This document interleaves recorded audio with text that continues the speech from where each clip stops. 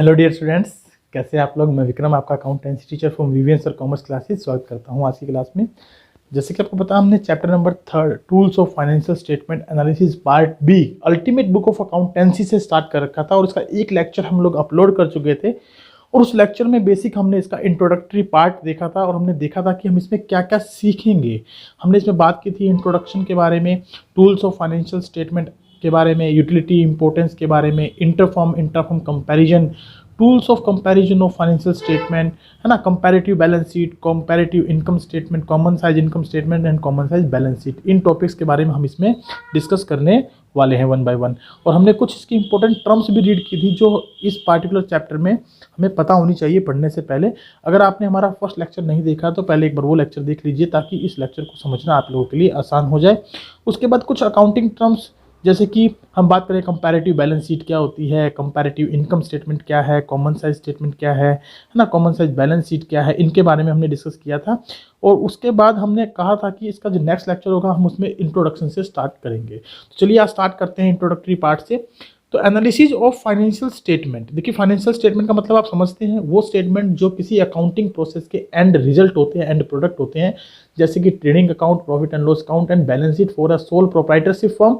और अगर कंपनी की बात करें तो balance sheet and statement of P&L। ठीक है, तो एनालिसिस ऑफ फाइनेंशियल स्टेटमेंट, इनका analysis is a continuous process. ये एक सतत चलने वाली प्रोसेस है, लगातार चलने वाली प्रोसेस है, क्योंकि बिना एनालिसिस के आप चाहे कितनी भी अच्छी स्टेटमेंट बना लें, लेकिन जब तक आपको रिजल्ट्स नहीं मिलेंगे ना, तो रिजल्ट्स आपको पता नहीं होंगे कि आपने जो स्टेटमेंट बनाई उनसे क्या रिजल्ट्स निकले बेसिकली, तो उसका कोई बेनिफिट नहीं होगा। इसीलिए एनालिसिस करना जरूरी है और ये लगातार होता रहना चाहिए।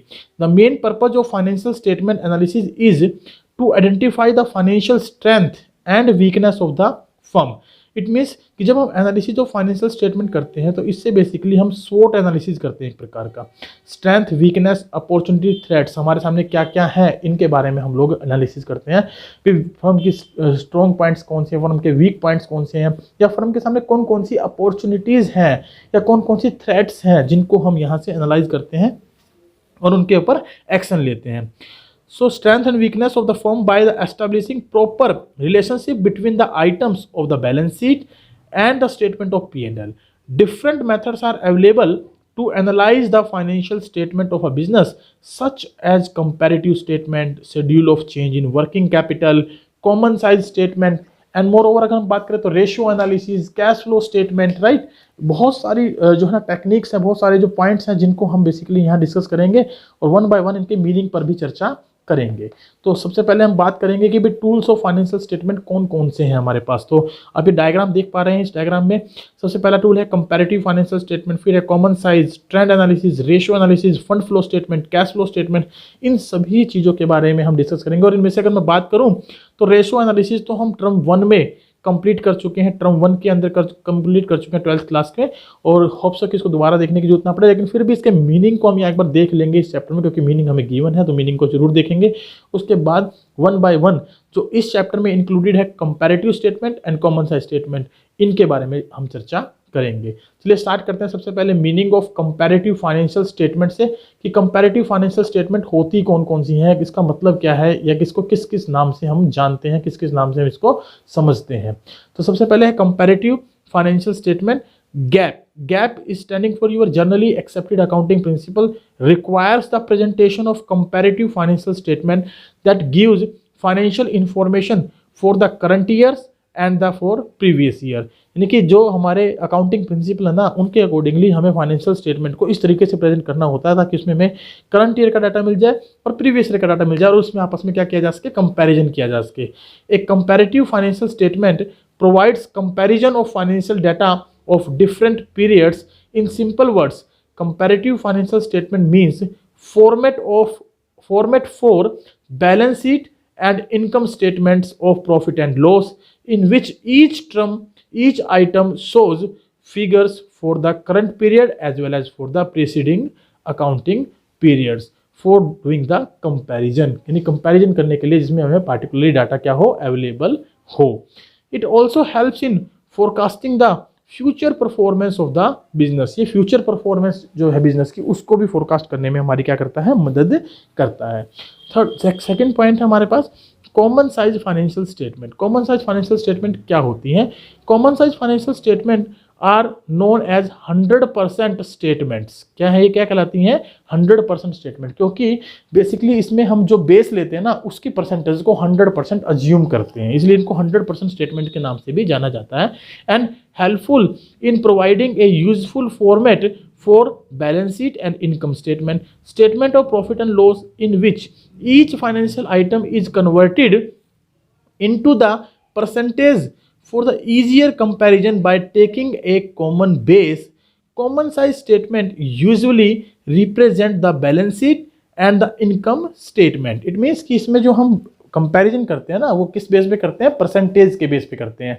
और परसेंटेज कैसे निकलती हैं कि जो इनकम स्टेटमेंट है या बैलेंस शीट है उनमें किसी एक चीज़ को हम बेस मान लेते हैं और उस बेस के बेस पर हम बाकी एलिमेंट्स को परसेंटेज में प्रेजेंट करते हैं, ताकि करंट ईयर और प्रीवियस ईयर की जो परसेंटेज हमने निकाली है उनका आपस में क्या किया जा सके? कंपेरिजन किया जा सके।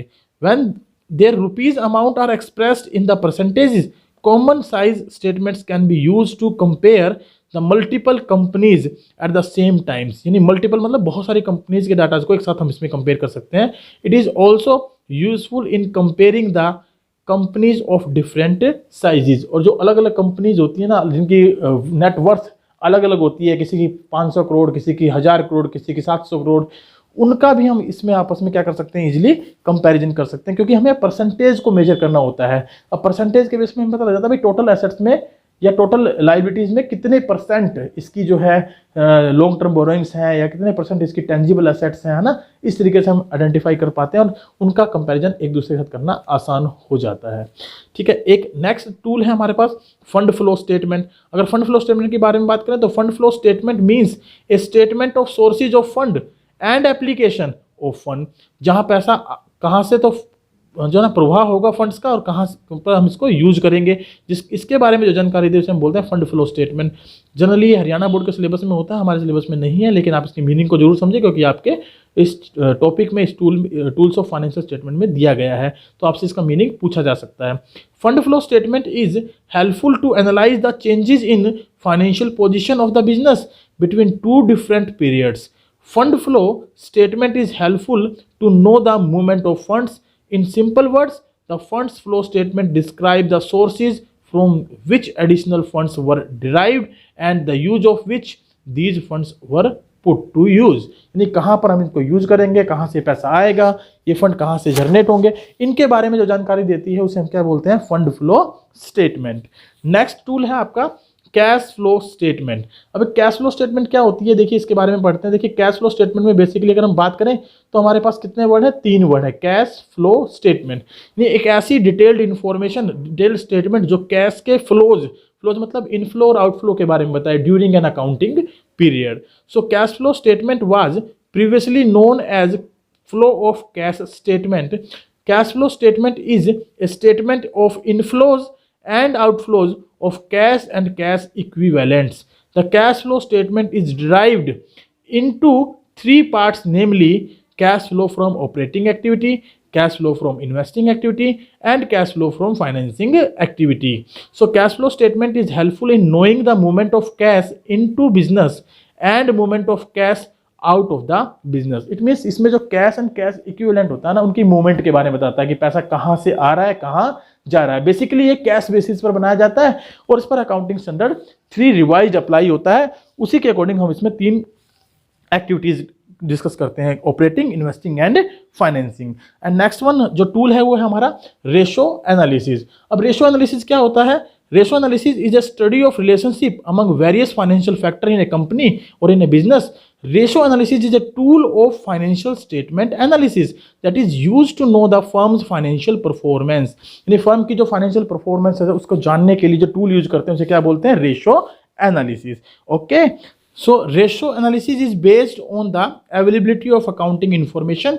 The main objective of ratio analysis is the comparative measurement of financial data. जो फाइनेंशियल डाटा होता है उसका कंपैरेटिव मेजरमेंट करना बेसिकली रेशो एनालिसिस का क्या है? एक काम है। There are different types of ratios that can be calculated from the financial statements pertaining to a company's performance, activity, financing and liquidity. यानी बेसिकली हमने इनको 4 पार्ट्स में बांटा है। कौन कौन से रेशोज हो सकते हैं? जो लिक्विडिटी से बेस्ड हो, जो टर्नओवर एक्टिविटी से बेस्ड हो, जो बेसिकली फाइनेंसिंग प्रॉफिटेबिलिटी से बेस्ड हो और परफॉर्मेंस से बेस्ड हो। उन रेशोज को उन 4 प्रकार के रेशोज में हमने इसको क्या किया, कैटेगराइज किया है। उसके बाद अगर हम बात करें तो लास्ट जो हमारा टूल है that is trend analysis. Trend analysis क्या होता है ये इसके बारे में भी देख लेते हैं। उसके बाद अपनी क्लास को वाइंड अप करेंगे with the utility and importance objective of comparative financial statement को डिस्कस करते हुए। और देयर आफ्टर जो नेक्स्ट क्लास होगी हमारी, उसमें हम लोग कंपैरेटिव स्टेटमेंट्स के बारे में डिटेल से स्टडी करेंगे, राइट। चलिए, the trend analysis is also use to tool और technique of financial statement analysis to compare the financial statements of several years. देखिए ट्रेंड, आप समझ रहे हो ट्रेंड क्या होते हैं? या तो वो कांस्टेंट ट्रेंड हो सकता है, या वो अप एंड डाउन शो कर सकता है, या वो इंक्रीजिंग ट्रेंड शो कर सकता है, या वो डिक्रीजिंग ट्रेंड शो कर सकता है। तो ये जो ट्रेंड्स होते हैं ना, इनके बारे में जानने के लिए हम इस एनालिसिस को स्टडी करते हैं। मान लीजिए हमारे प्रॉफिट का ट्रेंड क्या है, हमारी सेल्स का ट्रेंड क्या है, हमारी कॉस्ट ऑफ गुड्स सोल्ड का ट्रेंड क्या है, या लेबर ट्रेंड क्या शो कर रही है ना। इस तरीके के ट्रेंड्स को जानने के लिए हम इस पार्टिकुलर जो टूल को है यूज करते हैं। It is also known as time series analysis or horizontal analysis. The first or earliest year of the trend is the base year and with which we can compare the amounts of each subsequent year. We can convert the amount of each subsequent year into a percentage of the base year amount in the separate columns. For example, the third year's amount may be 120% or more of the base year. Trend percentage may be calculated for one or more multiple accounts to know the strength and weakness of the financial position of the organization of the business. यानी कि जो हमारी financial statement को हम analyse करते हैं with the help of trend analysis, उसमें क्या करते हैं कि 2, 3, 4, 5 साल के डाटाज ले लेते हैं और जो सबसे पहला साल होता है उसके सारे डाटाज को हम क्या मान लेते हैं, बेस मान लेते हैं, उनकी परसेंटेज 100 रख देते हैं और बाकी साल की जो परसेंटेज है उनको यहाँ हम जो है ना प्रेजेंट करते हैं परसेंटेज के फॉर्म में।